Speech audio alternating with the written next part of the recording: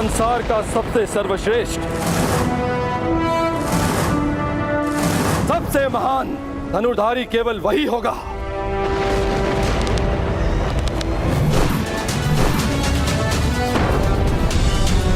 जो स्वयं इंद्र के अंश से जन्मा है। सबसे सर्वश्रेष्ठ धनुधर बनेगा हस्तिनापुर में शिक्षा ले रहा अर्जुन।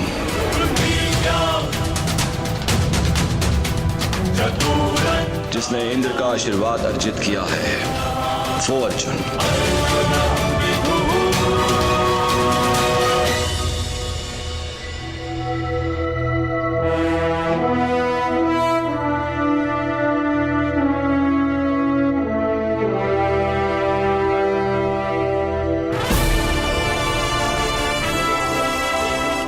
आज मेरे वर्षों के परिश्रम और तपस्या का फल मिलने वाला है।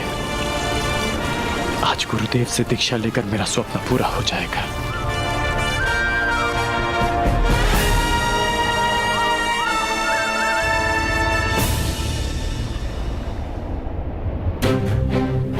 मैं कर्ण हूं, हस्तिनापुर का ब्राह्मण।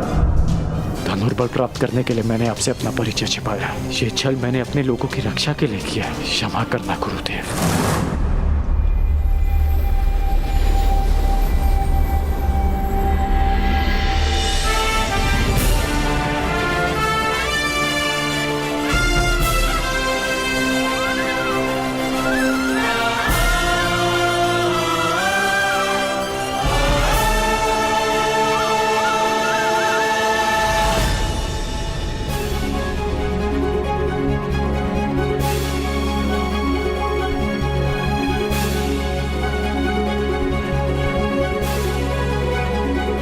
अंतिम दीक्षा के लिए तैयार हो कर्ण? प्रस्तुत हो गुरुदेव। वत्स, इस संपूर्ण ब्रह्मांड की रचना ब्रह्मदेव ने की है और उनसे बड़ा संहारक कोई नहीं हो सकता है। इसलिए ब्रह्मदेव के शस्त्रों से अधिक संहारक कुछ भी नहीं है। और वो 3 शस्त्र हैं: ब्रह्मास्त्र, ब्रह्मशीरस्त्र और ब्रह्मांडास्त्र। कर्ण, उनकी दीक्षा से पहले तुम्हें मुझे वचन देना होगा। इनका प्रयोग तुम उत्तरदायित्व के साथ करोगे, संसार के हित के लिए करोगे और तभी करोगे जब तुम्हारे समक्ष और कोई मार्ग ना बचा हो। सूर्य देव को साक्षी मानकर ये राधे आपको ये वचन देता है।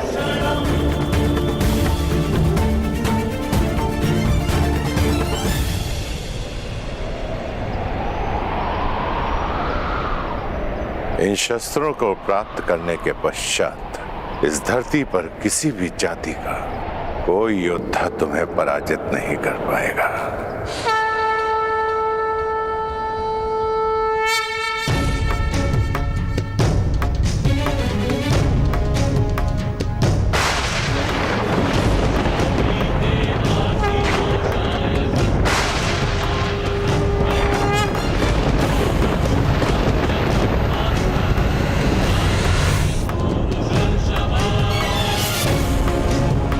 ब्रह्मास्त्र अब ये तुम्हारे शरीर में विद्यमान है राधे। ब्रह्मास्त्र के पश्चात ब्रह्मदेव ने एक और महाशस्त्र का निर्माण किया जो ब्रह्मास्त्र से 4 गुना शक्तिशाली है। ब्रह्मशिर अस्त्र।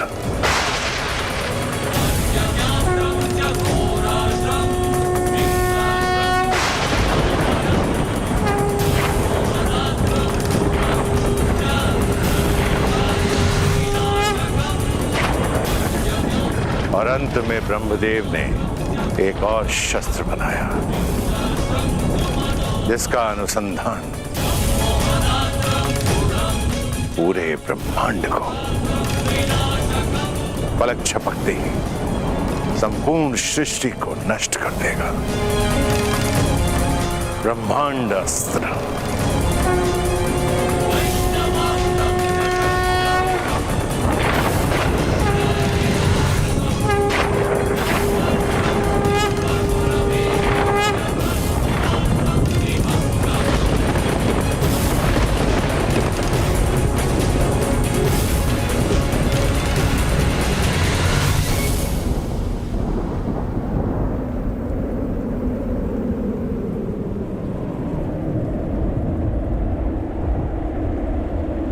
गुरुदेव,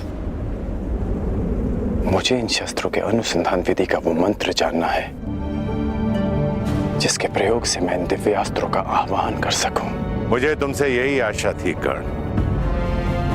जब भी तुम्हें इन शस्त्रों का आह्वान करना हो, ध्यान स्थिर करना, इस क्षण का स्मरण करना।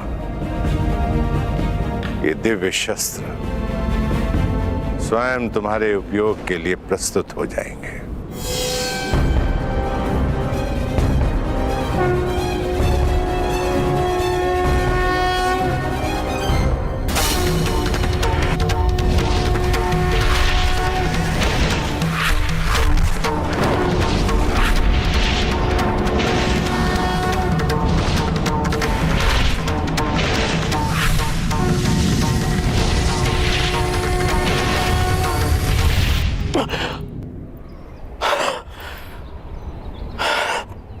कर्ण, शिक्षा प्रारंभ से पहले तुमने बताया था कि तुम महर्षि भृगु के वंशावली में से हो। आज महर्षि भृगु को तुम पर गर्व होगा। इस धरती के प्रत्येक ब्राह्मण को तुम पर गर्व होगा। ब्राह्मण पुत्र कर्ण।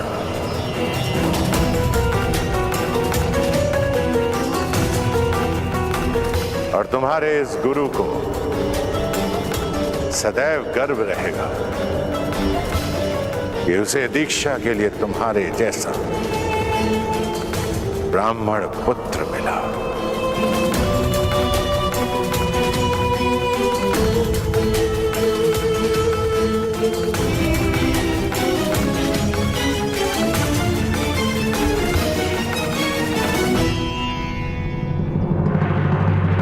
सूत पुत्र कर्ण ब्राह्मण पुत्र बनकर दिव्यास्त्र का ज्ञान ले रहा है। मूर्ख, तुमने इंद्र के मान और अभिमान पर प्रहार किया है, जो उसके लिए सब कुछ था। अब इंद्र तुम्हारे दिव्यास्त्र के ज्ञान पर प्रहार करेगा, जो तुम्हारे लिए सब कुछ है। पर इंद्र सीधा प्रहार क्यों करेगा?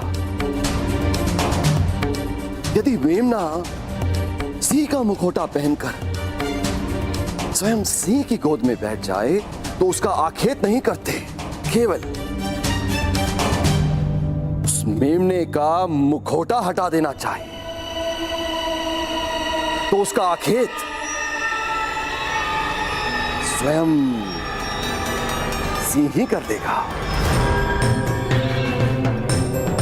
स्मरण रहे कर्ण, सबसे बड़ा अभिशाप वही होता है जो वरदान स्वयं के लिए शाप बन जाए।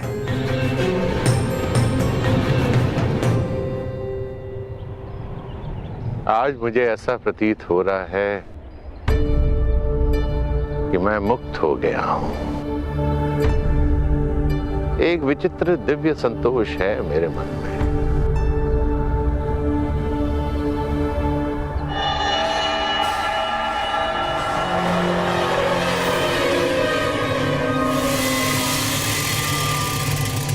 मेरा मन ऐसे जलता था जैसे तप मरुस्थल, और यह ताप शीतल तब हुआ जब मुझे श्री राम के दर्शन हुए। और उसके सैकड़ों वर्षों के बाद मेरे शिष्य गंगा पुत्र भीष्म के चक्रवात ने उसे फिर से जगा दिया। कर्ण, स्वयं से युद्ध करके कभी कोई विजयी हुआ है?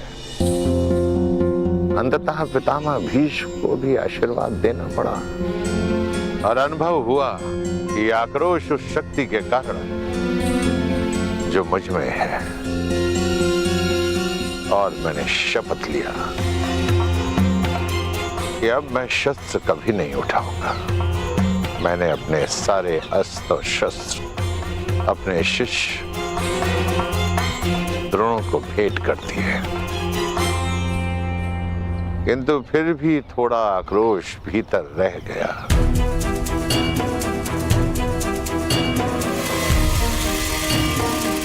फिर तुम आए कर्ण, क्षत्रियों के तेज से युक्त ब्राह्मण कुमार।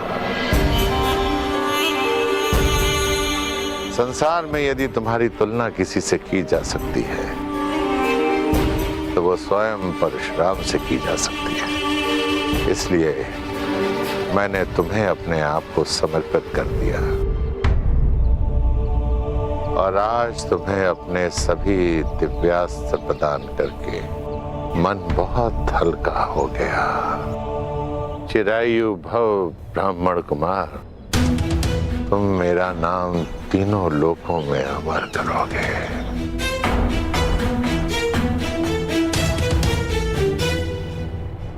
गुरुवर, आज्ञा हो तो कुछ निवेदन करो। आप संसार के सबसे महान और घातक योद्धा बने, परंतु अपने जन्म से नहीं, अपने कर्म से। आपका जन्म एक ब्राह्मण कुल में हुआ, उसके पश्चात भी आप किसी भी क्षत्रिय से सबसे महान योद्धा सिद्ध हुए, अपने जन्म से नहीं ना, अपने कर्म से ही ना गुरुदेव। तो जन्म और कर्म की ये नीति सबके लिए होनी चाहिए ना। मैं आपसे ये सब इसलिए कह रहा हूं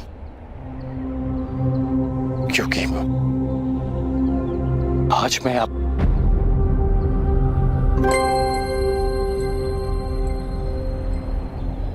गुरुवर,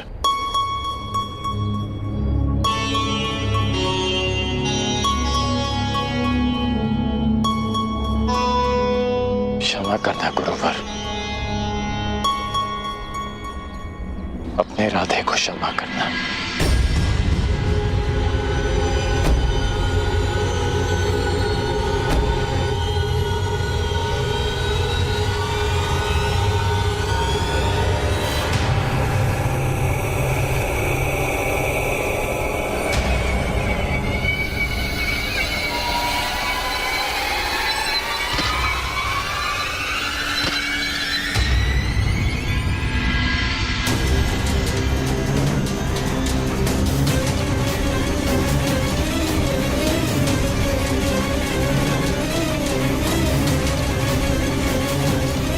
वर्षों बाद गुरुवर संतोष की निद्रा में है। उनकी निद्रा भंग हो जाएगी, मैं उनके विश्राम को भंग नहीं होने दे सकता।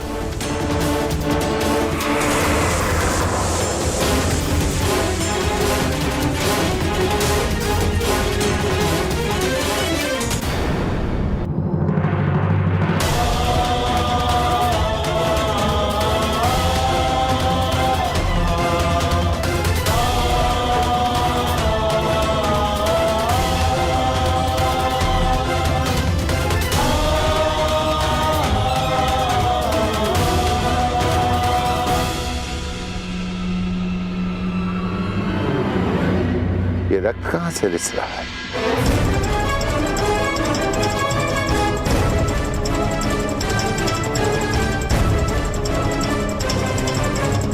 राधे,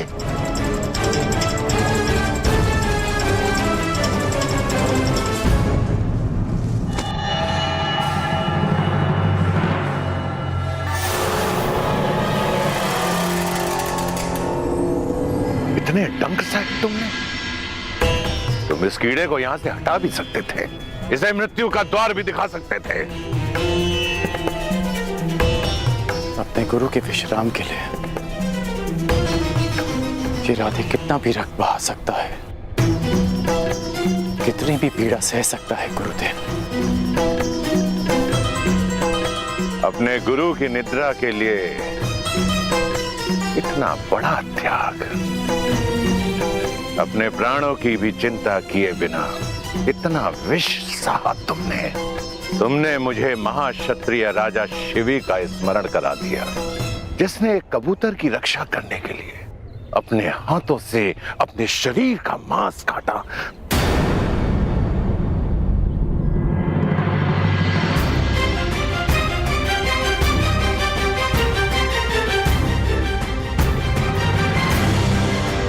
क्षत्रिय?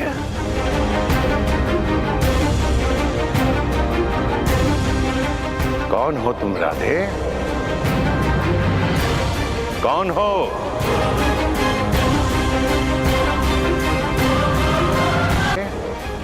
मैं राधे, आपका शिष्य कर्ण।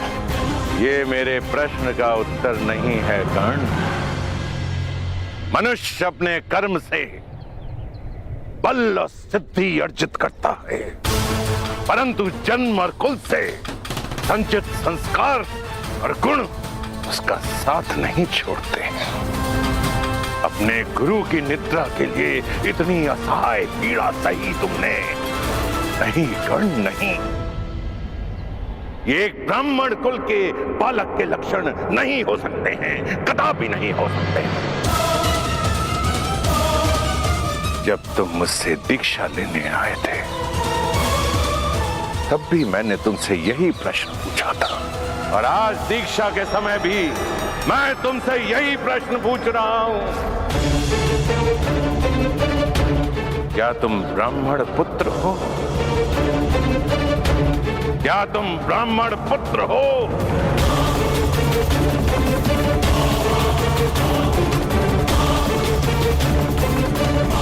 नहीं गुरुदेव,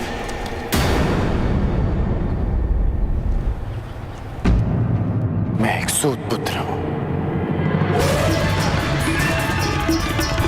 राधे कर्ण, अधिरथ का पुत्र कर्ण। छल, पाखंड, असत्य अपने गुरु से। मैंने तुम्हें सच्चे मन से शिक्षा दी और तुमने अपने गुरु के साथ झूठ बोला, अपने गुरु के साथ छलावा। क्योंकि मुझे शस्त्र बल चाहिए था गुरुदेव, क्योंकि अपना परिचय छिपाने के छल के अतिरिक्त मेरे पास और कोई हल नहीं था। क्योंकि कोई भी गुरु एक सूत पुत्र को धनुर्विद्या नहीं देना चाहता था, और आप भी ब्राह्मणों के अतिरिक्त किसी और को शिक्षा नहीं देते। गुरुवर, आपके अधीन वर्षों शिक्षा ली मैंने। आप ही बताइए कि क्या इस कर्ण ने आपकी किसी भी आज्ञा का उल्लंघन किया? क्या ये अधिरथ पुत्र अपने गुरु की किसी भी परीक्षा में असफल हुआ? सफल हो या असफल, छल छल होता है कर्ण। और तुमने शिक्षा ग्रहण नहीं की, चोरी की है तुमने। तुम्हें इस अपराध का दंड मिलेगा। तुमने मेरे दिव्यास्त्रों को प्राप्त करने के लिए अपने गुरु से झूठ बोलने का महापाप किया है। रोग है तुम पर। अब तुम अपने गुरु से श्राप भी लेते जाओ। मैं जमदग्नि पुत्र परशुराम तुम्हें श्राप देता हूं कि मेरे द्वारा दिए गए दिव्यास्त्रों का तुम उपयोग नहीं कर पाओगे। इस समय तुम्हें इन दिव्यास्त्रों की सबसे अधिक आवश्यकता होगी। उस समय तुम इसके अनुसंधान की विधि भूल जाओगे।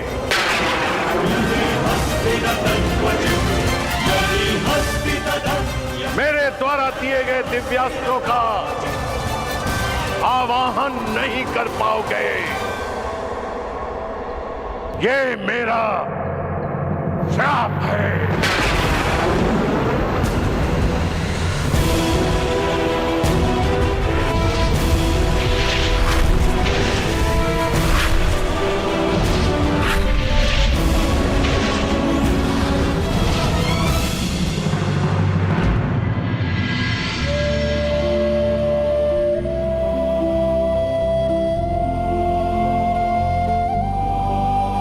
अपने गुरु से छल करने के पश्चात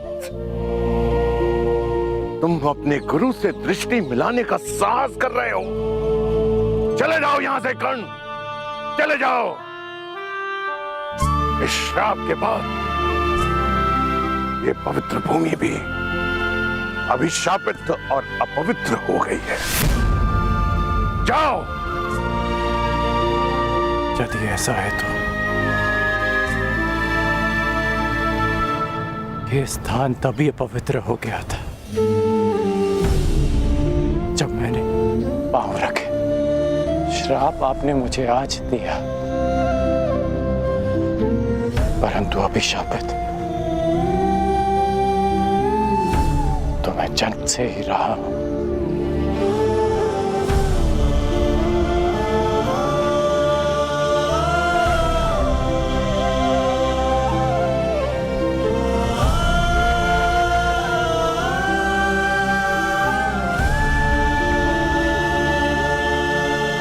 मुझे कोई खेद नहीं कि मेरा जन्म एक सूत कुल में हुआ है।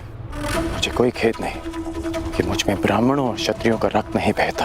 खेद है तो केवल इस बात का कि मेरा जन्म ऐसे स्थान पर क्यों हुआ जहां जीवन को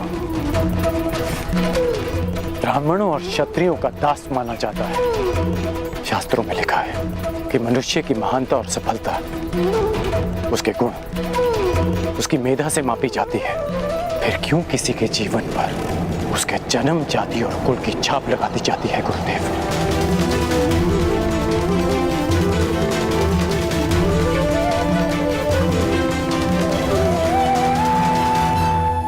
मनुष्य की महानता और सफलता उसके गुण, उसकी मेधा से मापी जाती है।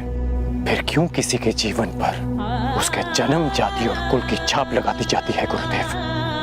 जब विश्वामित्र राजकुल में जन्म लेकर ब्रह्म ऋषि बन सकते हैं, जब आचार्य द्रोण ब्राह्मण कुल के होकर क्षत्रियों को ललकार सकते हैं, जब मेरे महान गुरु परशुराम एक ब्राह्मण होकर शस्त्र धारण कर सकते हैं, तो फिर इस सूत पुत्र के साथ अन्याय क्यों गुरुदेव? क्यों ऐसा होता है कि यदि एक सूत पुत्र वेद की ऋचा सुन ले तो उसके मुख में पिघला सीसा भर दिया जाता है? क्यों किसी शूद्र को शिक्षा के अधिकार से वंचित रखा जाता है? क्यों मेरे भाई शोण को मार दिया गया था? क्योंकि उसने वेद पाठ करने का दुस्साहस किया। क्यों एक क्षत्रिय की उदंडता को उसका साहस माना जाता है और एक सूत की वीरता को उसका दुस्साहस? क्यों गुरुदेव? क्यों क्यों क्यों क्यों क्यों? जिन ब्रह्मदेव के दिव्यास्त्र आपने मुझे सौंपे, उन्होंने सृष्टि की रचना में क्या कोई भेदभाव किया? जन्म से लेकर अभी शरण में आने तक सदैव अपमान सा आपके चरणों में आया तो लगा कि हाँ, मुझ में भी प्राण है। आपकी छत्रो छाया से वंचित नहीं होना चाहता था गुरुदेव। ये कारण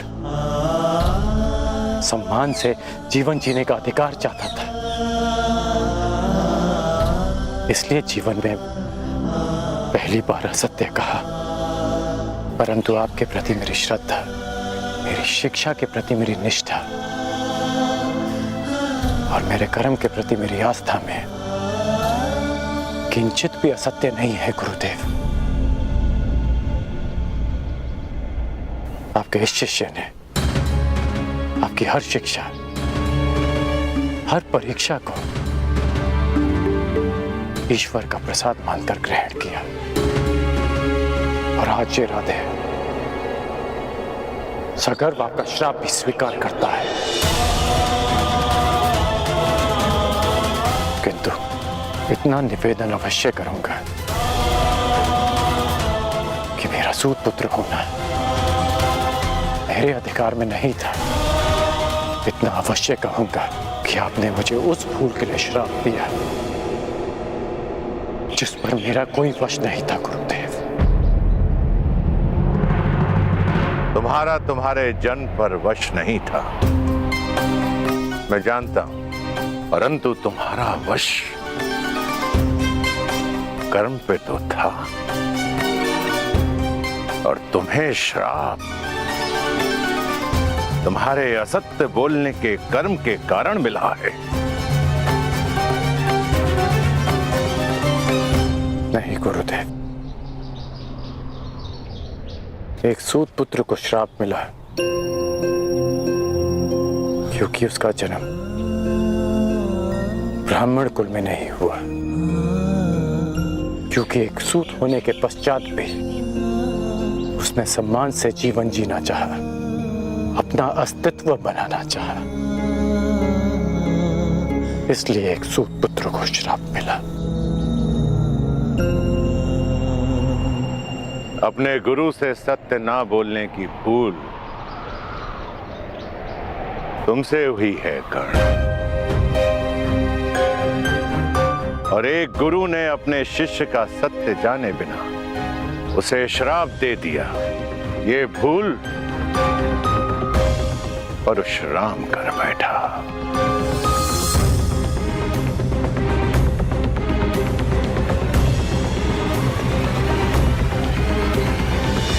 मेरे द्वारा दिए गए श्राप को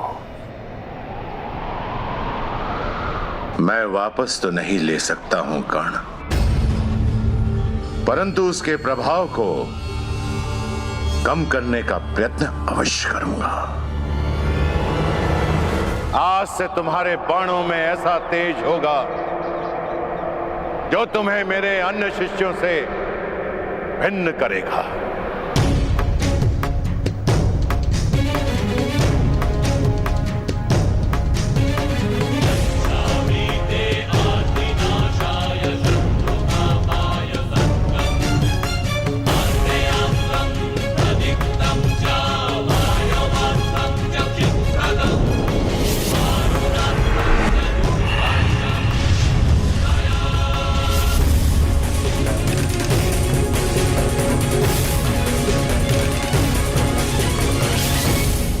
ये मेरा सबसे शक्तिशाली दिव्यास्त्र है, परंतु ब्रह्मास्त्र से अधिक नहीं।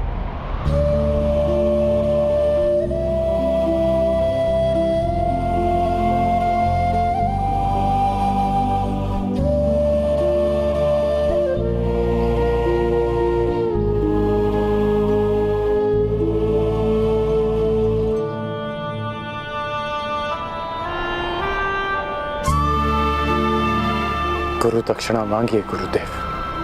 गुरु दक्षिणा क्या मांगू मैं तुमसे कर्ण? सब कुछ तो मैंने तुमसे ले लिया है, अब तो कुछ तुम्हें देना चाहता हूं।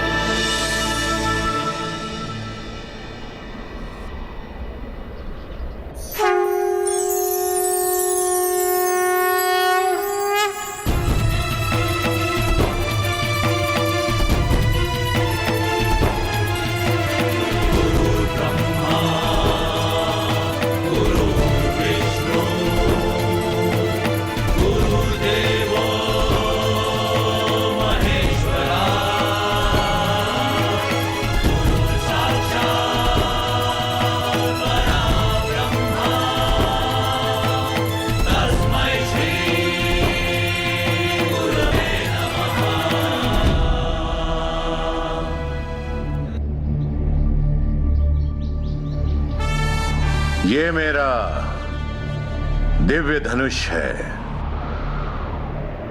विजय। जब तक ये धनुष तुम्हारे हाथों में रहेगा। संसार का कोई भी योद्धा तुम्हें पराजित नहीं कर पाएगा कर्ण। जाओ पुत्र, जाओ, इस अभिशापित जीवन को स्वीकार करो। जन्म की पीड़ा और शाप का ताप सहकर भी तुम संसार के आकाश में सूर्य की भांति चमको।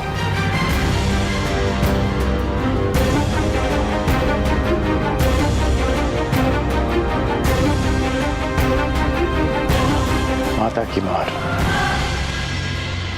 संसार का सबसे बड़ा प्यार होता है, और गुरु का श्राप भी महादेव के प्रसाद से कम नहीं। और आपका ये श्राप,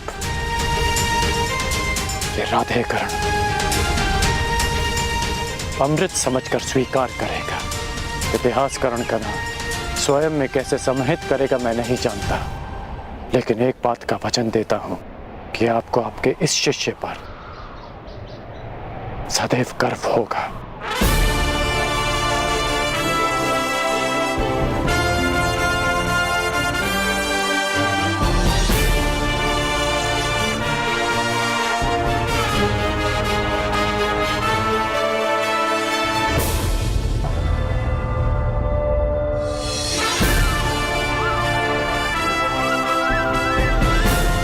आज से मेरा नया जीवन प्रारंभ होता है।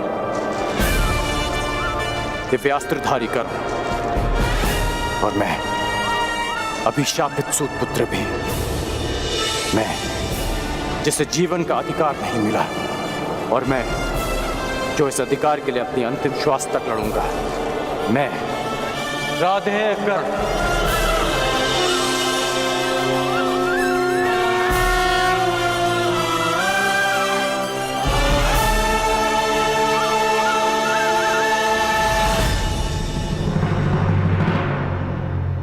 परशुराम शिष्य, हस्तिनापुर के राजगुरु, महायोद्धा प्रतापी आचार्य द्रोण पधार रहे हैं।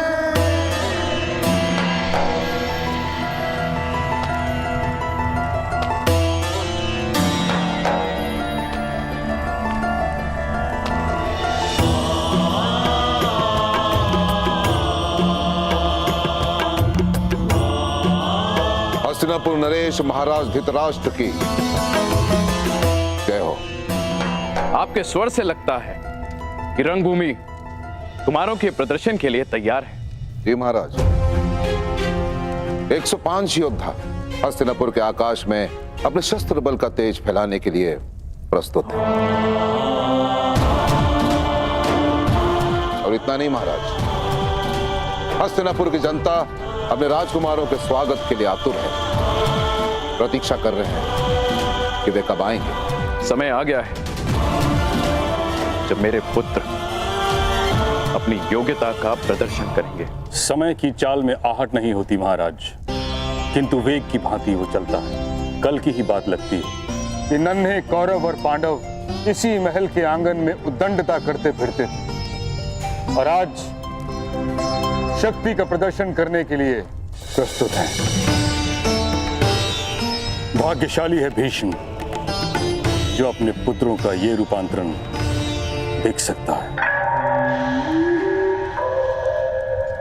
सौभाग्यशाली तो हस्तिनापुर है ताचरी, जिसे आपकी छत्र छाया मिली।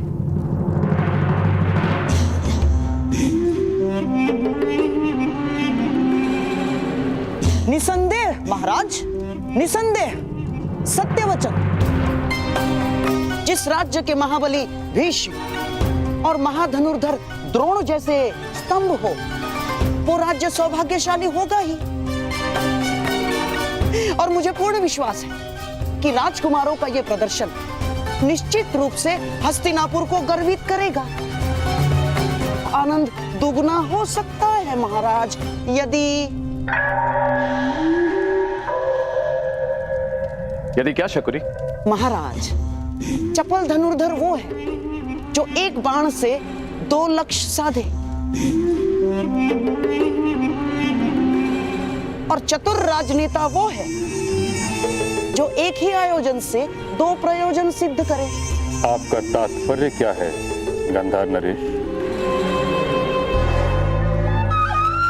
यही कि क्यों ना इस प्रदर्शन को एक मैत्रीपूर्ण प्रतियोगिता का रूप दे दिया जाए और कल की रंगभूमि में जो विजेता होगा उसे क्यों ना युवराज घोषित कर दिया जाए महाराज।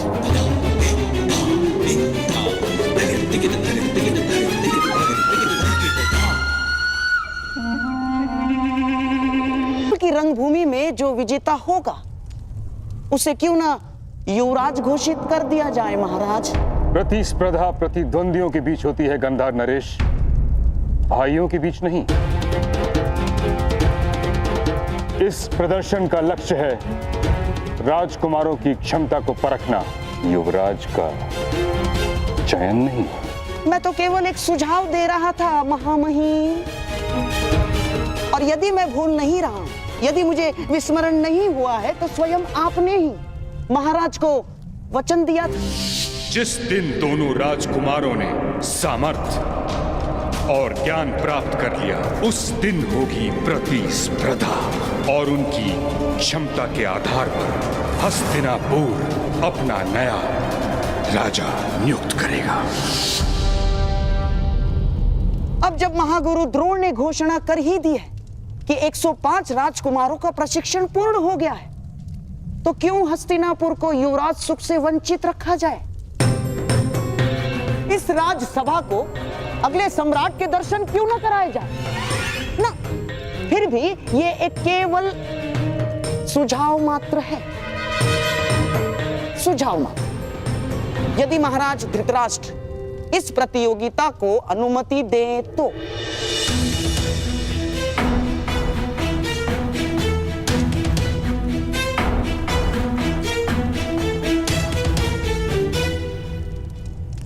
उचित कह रहे हो शकुनी। इस सुझाव पर विचार किया जा सकता है। निश्चित रूप से हस्तिनापुर को युवराज की आवश्यकता है। निश्चित रूप से युवराज की आवश्यकता है महाराज, किंतु चयन के लिए प्रतिस्पर्धा विकल्प नहीं। महामहिम का कथन सत्य है महाराज। इन 105 भाइयों को एक साथ मिलकर हस्तिनापुर की रक्षा करनी है। जो उत्तराधिकार के लिए एक दूसरे से लड़ बैठेंगे वो मिलकर किसी देश की रक्षा कैसे करेंगे? यह असंभव है महाराज। ये रंगभूमि 105 भाइयों के कौशल का प्रदर्शन स्थल है, उत्तराधिकारियों के मध्य। इसे युद्ध क्षेत्र मत बनाए। रंगभूमि के इस आयोजन से युवराज के चयन का प्रयोजन सिद्ध होता है तो इसमें खोट क्या है आचार्य? खोट केवल इतना है गंधार नरेश कि कहीं भाइयों के बीच का खेल रक्त रंजित स्पर्धा में न बदल जाए। महामहिम भीष्म बिल्कुल ठीक कह रहे हैं आचार्य। वो क्षत्रिय कैसा जो युद्ध से भयभीत हो जाए, और वो राजकुमार कैसा जो अपने राज्य की रक्षा के लिए घाव खाने से पीछे हट जाए।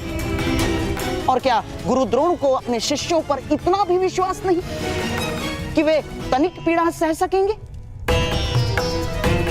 और क्या महामहिम भीष्म को अपने कुल के रक्त की परीक्षा लेना क्या इतना कठिन प्रतीत हो रहा है? क्यों? जो गंगा पुत्र भीष्म अपने केवल वचन के लिए आजन्म ब्रह्मचारी रहे, जिन्होंने अपने दिए हुए वचन के लिए मृत्यु को स्वयं से आज तक दूर रखा, क्या ऐसे महामहिम महाबली गंगा और शांतनु पुत्र भीष्म हस्तिनापुर के सिंहासन को एक सशक्त, समर्थ, सक्षम और सुरक्षित हाथों में नहीं देखना चाहेंगे? मैं मानता हूं ताक्षरी कि राजकुमारों के लिए यह प्रतियोगिता बहुत कठिन होगी, परंतु मुझे आचार्य द्रोण की शिक्षा पर पूर्ण विश्वास है कि सभी राजकुमार इस प्रतियोगिता को मैत्रीपूर्ण भाव से लेंगे। फिर सभी राजकुमारों को एक नियम से बांध दिया जाएगा।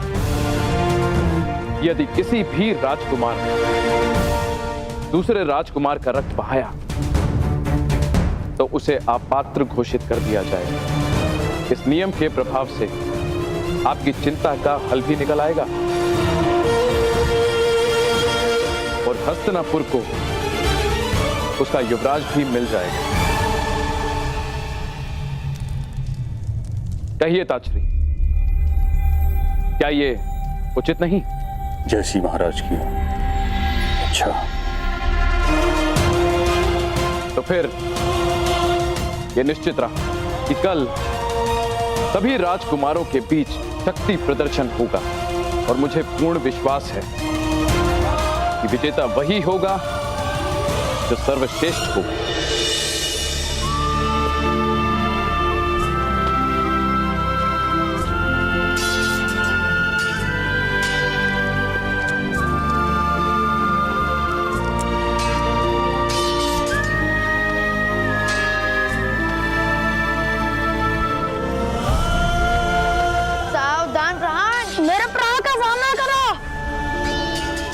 कल रंगभूमि में प्रदर्शन करोगे कौरव और पांडवों के साथ? प्रदर्शन? कैसा प्रदर्शन? कल हस्तिनापुर के 105 राजकुमारों का शक्ति प्रदर्शन है। सुना है कुमार अर्जुन अपने धनुर्विद्या का कौशल भी दिखाएंगे।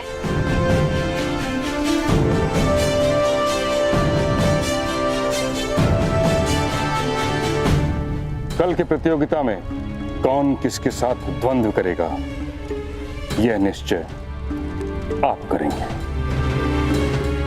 प्रतियोगिता पक्षपात रहित होनी चाहिए महामहिम। आप आचार्य द्रोण पर संदेह कर रहे हैं गंधार नरेश? नहीं महामहिम, कदापि नहीं। मैं तो केवल मानवीय निर्बलता की बात कर रहा हूं। कितना भी प्रयास कर लीजिए, घुटना पेट की ओर ही मुड़ता है और ना चाहते हुए भी एक माता अपने पुत्र के पक्ष में ही बोलती है महामहिम।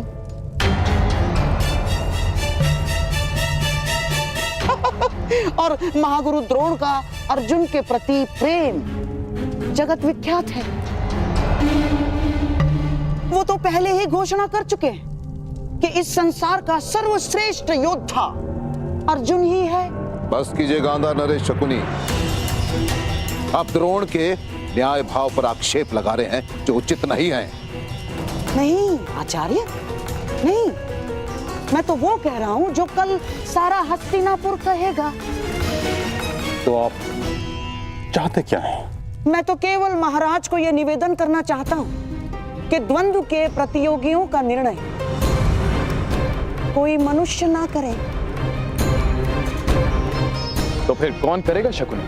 वो जिसमें पक्षपात का भाव ना हो।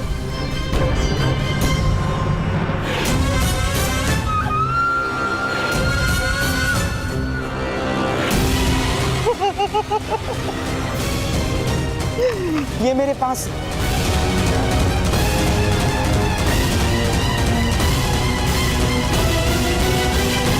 मैं भी कल रंगभूमि में जाकर कौरवों और पांडवों के बीच अपना प्रदर्शन करूंगा और ऐसे ऐसे तलवारबाजी करूंगा। मूर्ख, अज्ञानी, हमारे जैसे छोटे लोगों को दिन में स्वप्न देखने का अधिकार नहीं है। ये रंगभूमि राजपुत्रों के लिए है, तुम्हारे लिए नहीं है पुत्र। तुम लोहार के पुत्र हो, लोहार का काम करो, छोड़ो ये तलवार वलवार चलाना। अपनी निर्बलता और उस पर क्यों थोप रहे हो? हर बालक का अधिकार होता है अपना भविष्य चुनने का, अपना भाग्य स्वयं लिखने का।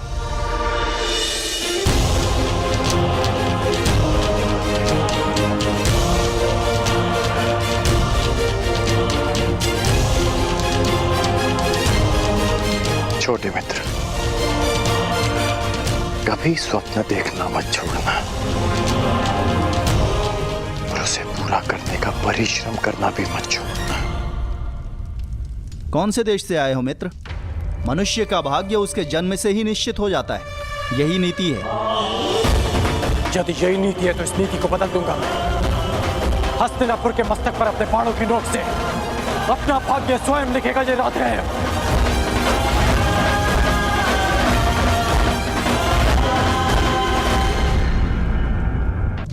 मैं महाराज से निवेदन करना चाहता हूं कि कौन किसके साथ द्वंद्व करेगा, किसका युद्ध किसके साथ होगा, इसका चयन मेरे पास ही करें।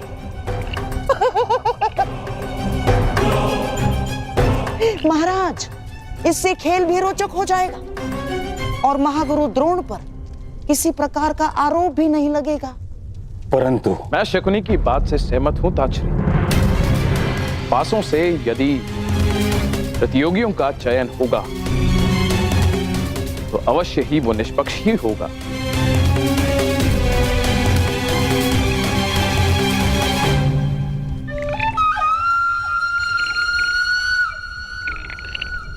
तो फिर यह निश्चित रहा, कल रंगभूमि में राजकुमारों के बीच प्रतिस्पर्धा होगी। किंतु स्मरण रहे कि प्रजा को कदापि यह ज्ञात नहीं होना चाहिए कि जीतने वाला हस्तिनापुर का युवराज होगा। प्रजा राजकुमारों के कौशल का आनंद उठाएगी और हम सब ये निर्णय करेंगे कि हस्तिनापुर का अगला युवराज कौन होगा, कौन होगा सर्वोत्तम योद्धा। यदि यही नीति है तो इस नीति को बदल दूंगा मैं। हस्तिनापुर के मस्तक पर अपने बाणों की नोक से अपना भाग्य स्वयं लिखेगा ये राधे है।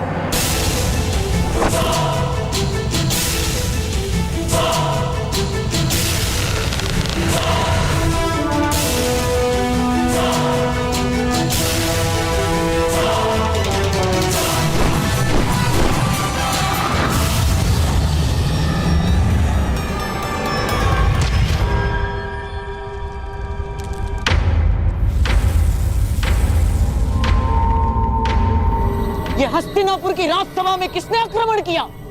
यह आक्रमण नहीं, किसी के आगमन का संदेश है।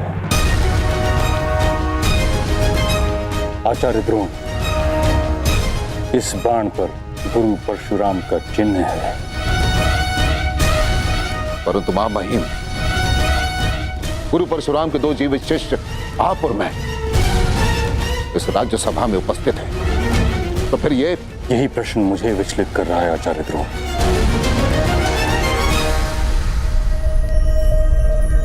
गुरु परशुराम का ये तीसरा शिष्य कौन है?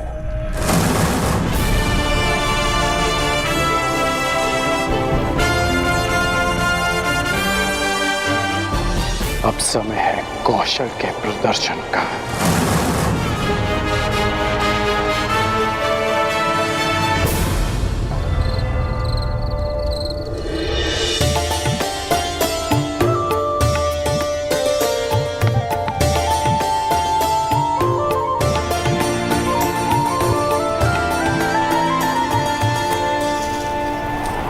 राधा, सूर्यास्त होने को है और वायु की गति भीषण होती जा रही है। लगता है चक्रवात आने वाला है। भोजन पक गया या नहीं? बस हो गया।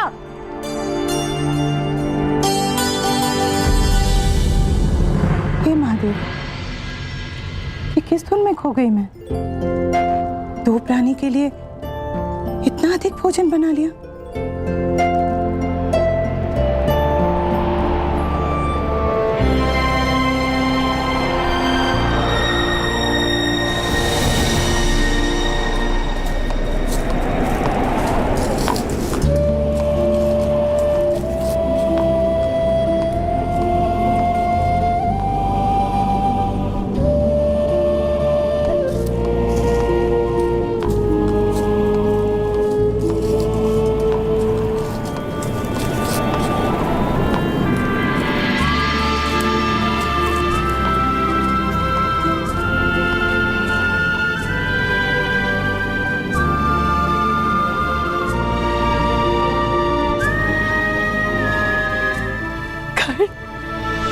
राधे कर्ण माता।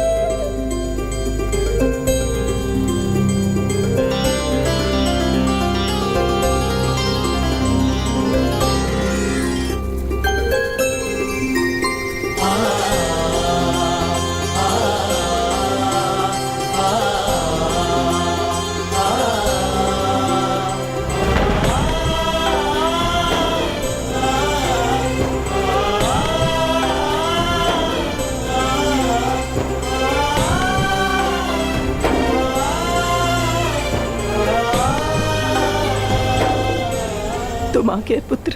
हाँ माँ, मैं आ गया।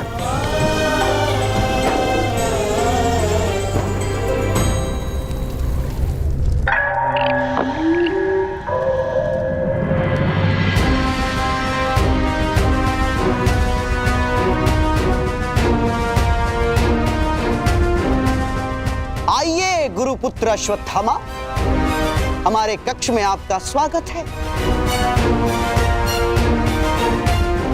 आप मुझसे यहाँ क्यों मिलना चाहते थे?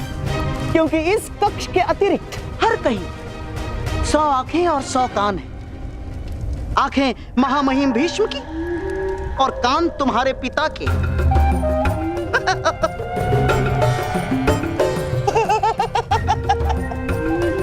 और यहाँ इस कक्ष में हमारी बात सुनने और देखने वाला कोई नहीं।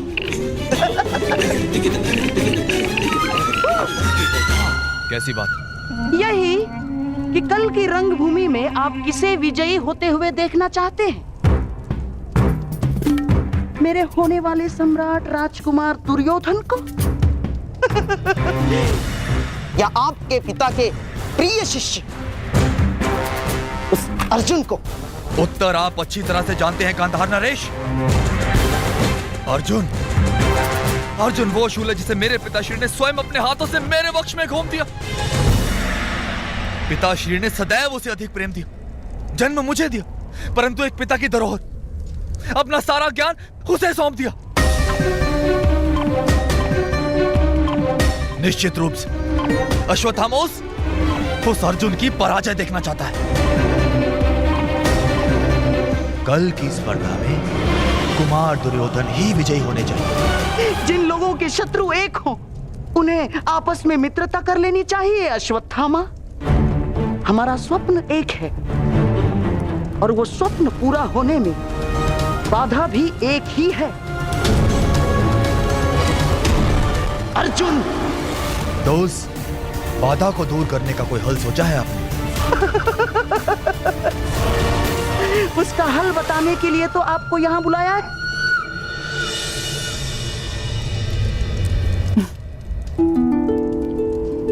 क्यों? आश्रम में भरपेट भोजन नहीं मिलता था? मिलता था, परंतु उसमें माता के हाथ का स्वाद नहीं था।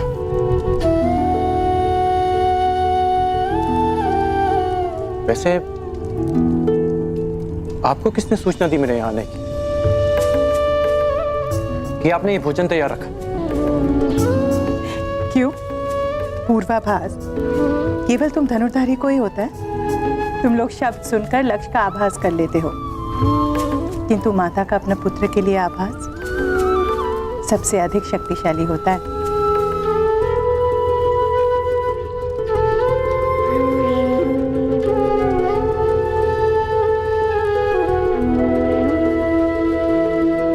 माता जानती है कब उसका पुत्र आने वाला है और कब जाने वाला है।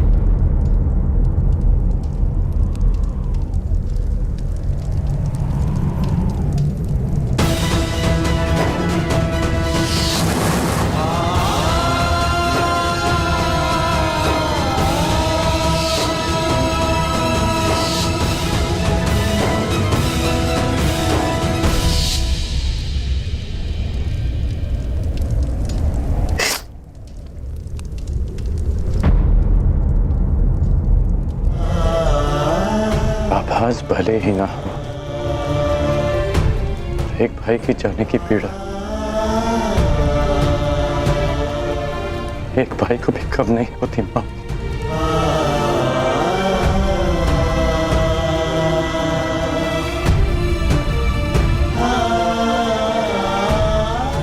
ये बताओ, प्रशिक्षण कैसा रहा तुम्हारा? गुरुदेव को अधिक सताया तो नहीं? आप विषय को टाल रहे हैं।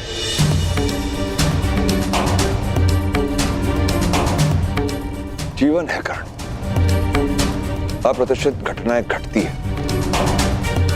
परंतु जीवन रुकता नहीं। परंतु आप भूल नहीं सकते जो हुआ उसे जीते जी भुला पाना संभव है और स्मरण रखकर जी पाना भी संभव नहीं है कर्ण।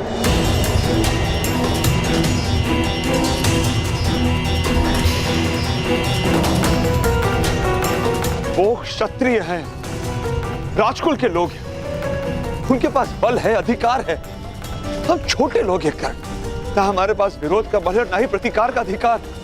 और उनके पापों का दंड ईश्वर देगा उन्हें। भगवान, ईश्वर, विधाता, कब तक न्याय पाने के लिए उनके सहारे बैठे रहेंगे आप लोग? न्याय मांगा नहीं जाता, उसे छीन लिया जाता।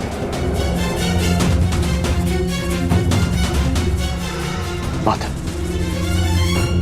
आप तो वासुदेव कृष्ण को भी ईश्वर का रूप मानती हैं ना? तो आप लोगों ने सुना ही होगा कि किस प्रकार वो यदुवंशियों के मध्य समानता का संदेश दे रहे हैं। उनके लिए सब समान है। जो काम वो यदुवंशियों में कर रहे हैं, वही काम हमें हस्तिनापुर में करना होगा। सबकी समानता, सबके लिए न्याय। बस कर।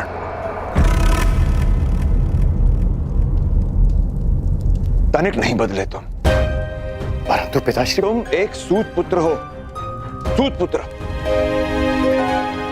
संसार के सर्वश्रेष्ठ सारथी बन सकते हो, यही तुम्हारा प्रारब्ध है। न्याय राजकुल का अधिकार है, उसे उन्हीं के पास रहने दो।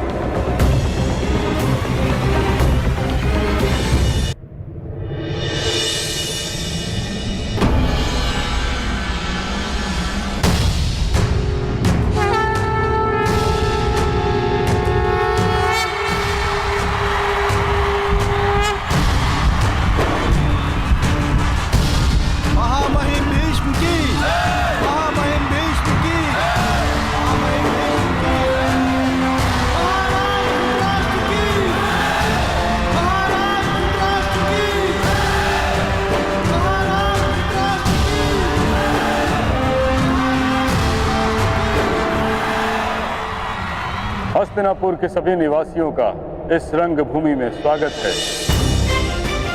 आज हस्तिनापुर के 105 राजकुमार अपने प्रशिक्षण का प्रदर्शन करेंगे, जिसके पश्चात आप सबको विश्वास हो जाएगा कि आने वाले कई दशकों तक हस्तिनापुर सुरक्षित रहेगा। हर युद्ध से, हर आक्रमण से हस्तिनापुर की ओर कोई चुनौती नहीं दे पाएगा। यद्यपि हस्तिनापुर का कोई शत्रु अस्तित्व में नहीं है, और यदि है तो ये उसको चुनौती है कि भीष्म के साथ साथ हस्तिनापुर में 105 योद्धा उपस्थित हैं उसकी सुरक्षा के लिए। पिताश्री, इतना समय क्यों लगा रहे हैं विदुर? स्पर्धा प्रारंभ क्यों नहीं कर रहे? अब प्रतीक्षा नहीं होती। मैं दुर्योधन, मैं जानना चाहता हूं कि अब मेरा उत्तराधिकारी कौन बनेगा। हमारा सौभाग्य है कि हमारे समक्ष गुरु द्रोण उपस्थित हैं, जिन्होंने अपने शिष्यों को पाषाण खंडों से निखारकर रत्न बनाया। वो स्वयं अपने शिष्यों का परिचय दें। हस्तिनापुर के वासियों, मैं आज बहुत संतुष्ट हूं। मां महिम भीष्म ने मुझे 105 दीपक सौंपे थे, और आज वो दीपक सूर्य के भांति चमकेंगे और हस्तिनापुर के आकाश